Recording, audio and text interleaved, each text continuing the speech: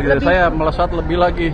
Saya sih kira-kira di triwulan keempat ekonominya bisa tumbuh di atas 5,5%, mungkin 5,6, 5,7. Yang penting apa? Tadinya kan turun ke bawah, kita sudah mulai balik ke sana, ke arah yang lebih cepat lagi. Tahun depan saya harapkan, saya perkirakan akan tumbuh lebih cepat lagi, mungkin di kisaran 6%. Pak jurnalis amat.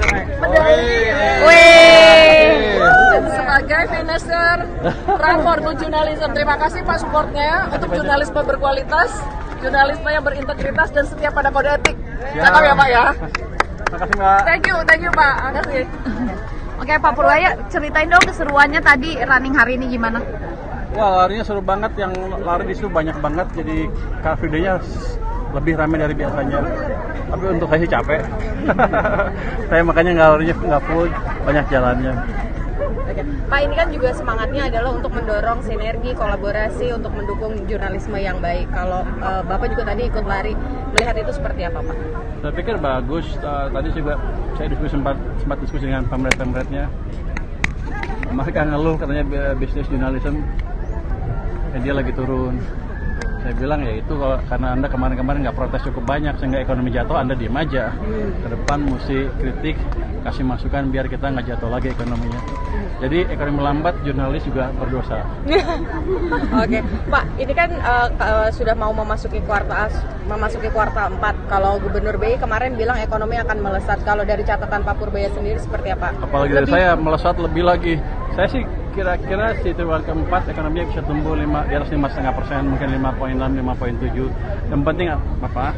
Tadinya kan turun ke bawah, kita sudah mulai balik ke sana, ke arah yang lebih cepat lagi. Tahun depan saya harapkan, saya perkirakan akan tumbuh lebih cepat lagi, mungkin di kisaran 6%. Jadi kelihatannya kalau kebijakan yang sekarang dijalankan terus dengan baik, kita berada di arah yang benar. Termasuk juga siap untuk laporan pajak 2025 ya? Pajak 2025 aman sejauh Anda bayar pajak? Bayar. Kurang nggak bayarnya? Bayar terus Pak. Anda namanya siapa? Kita periksa pajaknya. Boleh Nanda Pak. Masih aman, defisitnya masih Kamera, aman. Pak, izin. Jadi defisitnya masih aman, kita jaga di bawah 3%, jadi nggak usah takut saya melanggar kehati-hatian pengelolaan fiskal. Jadi saya keluarin 200 triliun ke perbankan, itu nggak ada uang baru sebetulnya. Itu uangnya cuma dipindahin aja ke bank, masih punya saya. Jadi aman, masih kaya. Oke. Kasih ya. Kucuran dana desa yang 40T itu gimana sih skemanya Pak? Nanti kan ke Himbara, terus dikasih ke Agrinas Pak Nusantara, mungkin bisa dielaborasi lagi. Agrinas pinjam ke Himbara. Nanti setiap tahun pemerintah cicil 40 triliun atau lebih untuk pembayaran pinjaman tadi. Setiap tahun selama 6 tahun ke depan. Jadi pinjamannya secure, perbankan nggak menghadapi risiko yang terlalu signifikan. Karena terjamin pinjamannya. Kalau untuk revisi PMK-nya kira-kira ditargetkan selesai kan? Harusnya kemarin-kemarin udah selesai, tahu anak buah saya belum, saya juga sampai sekarang. Saya cek minggu depan saya udah selesai. Itu gampang kok, cuma coret 1-2 baris selesai. Kalau nggak bisa juga saya coret aja PMK-nya sekalian. Tapi yang jelas kami sudah memberi surat jaminan ke Himbara bahwa utang itu akan diganti oleh kami. Jadi Himbara nggak perlu takut dan perbankannya nggak akan terganggu juga. Risikonya nggak bertambah karena dijamin. Oke, baik Pak, satu lagi Pak, di Polewali Mandar ada mobil pengangkut kas Bank BUMN ini terbakar, ada 4,5 M uang yang dibawanya. Nah itu gimana? Apakah akan dibebankan ke banknya atau seperti apa? Ada bantuan dari? Loh, saya nggak tahu, tapi kalau itu tanggung jawabannya kan. Saya nggak tahu kalau gitu ada asuransinya nggak pengirimannya. Kalau asuransi yang bayar, tapi saya nggak tahu. Anda mesti cek, saya nggak ikutin. Saya cuma tahu orang curiga 4,5 M kok cepet amat kebakarnya gitu kan. Tapi saya nggak tahu, saya bukan polisi. Anda coba cek dengan polisi ya. Oke, siap. Terima kasih banyak Pak Gus. Ibu. Ini PS terakhir ada rombongan Pak Purwaya dan juga forum Pemret. Jangan lupa ngonten, selamat datang. Congratulations.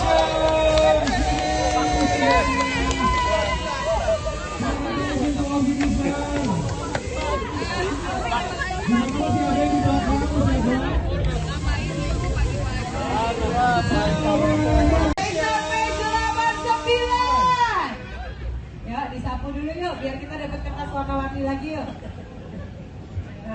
Cara kerja tong, itu kan begitu. Betul ya Mas? Disapu dulu kan? 16, 1, 3, 6, let's go, dikit lagi.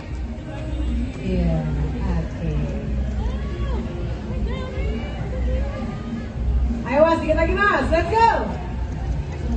Oke. Kak Butet emang luar biasa. Masih punya loh, dia koran loh. Woi, ini PS Halo cantik. Oh baik. Aku belum post loh, aku baru mau begini. kamu mending kasih CCTV aja guys.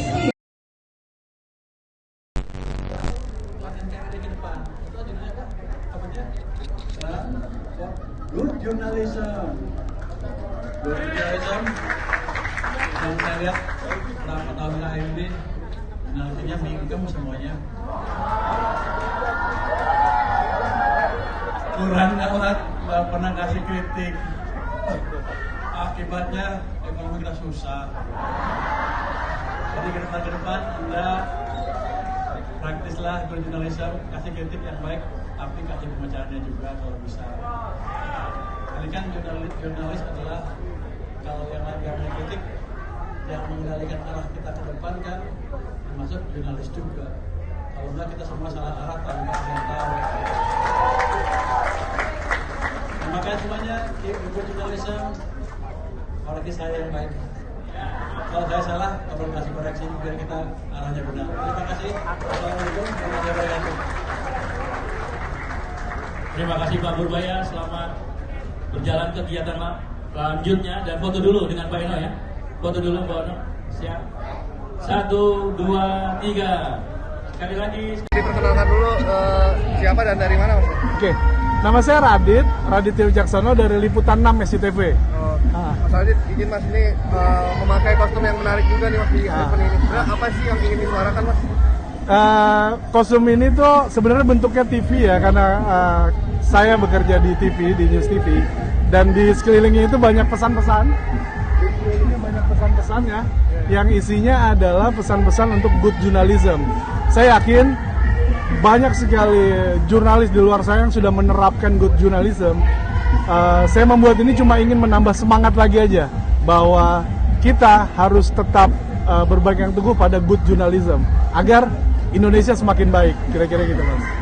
Berbicara good journalism nih Mas, tadi Pak Purbaya menyampaikan bahwa pemerintah khususnya Menq butuh dikritik agar perekonomian ini tumbuh. Kalau dari pandangan Mas Radit sendiri gimana Mas? Oh benar banget. Sebenarnya fungsi jurnalis kan itu ya, artinya sebagai fungsi juga balancing dan monitoring ya pada setiap kebijakan yang dikeluarkan pemerintah gitu. Kalau nggak ada jurnalis yang memberitakan tentang pengawasan atau upaya-upaya agar kebijakan-kebijakan yang dikeluarkan pemerintah lebih baik, ya saya rasa kalau nggak ada fungsi itu akan susah untuk maju ya. Makanya saya harap kita jurnalis juga tetap kritis untuk mengawasi kebijakan-kebijakan yang dikeluarkan pemerintah gitu agar balance dan Indonesia menjadi lebih baik gitu Mas. Cuma kan tantangannya jurnalis ini dihadapkan dengan kepentingan perusahaan gitu Mas. Nah kalau dari Mas Radit sendiri ada nggak sih Mas pesan-pesan gimana jurnalis sendiri menjaga independensinya, bisa bersikap kritis gitu Mas? Sama seperti tagline tuh ya, aktual, tajam, terpercaya gitu ya. Jadi ya di situ juga ada independensi ya, artinya ya media nggak boleh terpengaruh lah. Media tuh harus berada di tengah, cover both side untuk memberitakan sesuatu, tapi tentu saja dengan nilai-nilai kebaikan atau good journalism, agar yang nonton juga syukur-syukur bisa terinspirasi oleh pemberitaan good journalism, gitu Mas. Oke Mas Radit. Menyelenggarakan Run for Good Journalism. Jadi kita memang ngajak pemret-pemret dan juga tadi jurnalis-jurnalis ya. Mungkin teman-teman tadi banyak yang tetapnya ikutan lari. Nah, tapi ini mungkin teman-teman yang tugas gitu. Nah, kita ingin mengkampanyekan yang pertama lawan hoax. Karena kita pasti semua merasakan di tengah badai informasi ini, informasi hoaxnya banyak banget. Nah, disitulah peran jurnalis seperti kawan-kawan semua perlu hadir dengan informasi yang berkualitas, jurnalisme yang berkualitas, produk jurnalistik yang profesional, yang setia sama kode etik. Kenapa? Kita perlu mengedukasi masyarakat, meluruskan informasi-informasi yang salah. Nah, ini mungkin kita bisa rasakan waktu kerusuhan akhir Agustus lalu ya.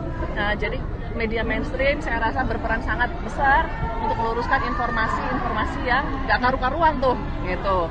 Karena itu kita sama-sama kampanyekan jurnalisme berkualitas, kita lawan hoax dan kita dukung semuanya, kita perjuangkan kesinambungan dan sustainability media yang terverifikasi dan berintegritas. Kira-kira itu. Terima kasih banyak tadi atas supportnya Pak Purbaya, gitu ya. Karena salah satu inisiatif yang akan mulai kita dorong adalah No Text for Knowledge.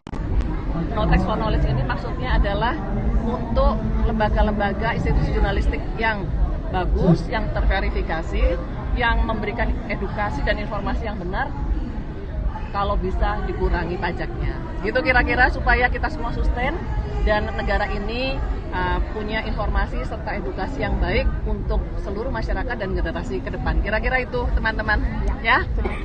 Thank you. Ya. Thank you. Ketika ada sesuatu yang tidak benar, kita suarakan.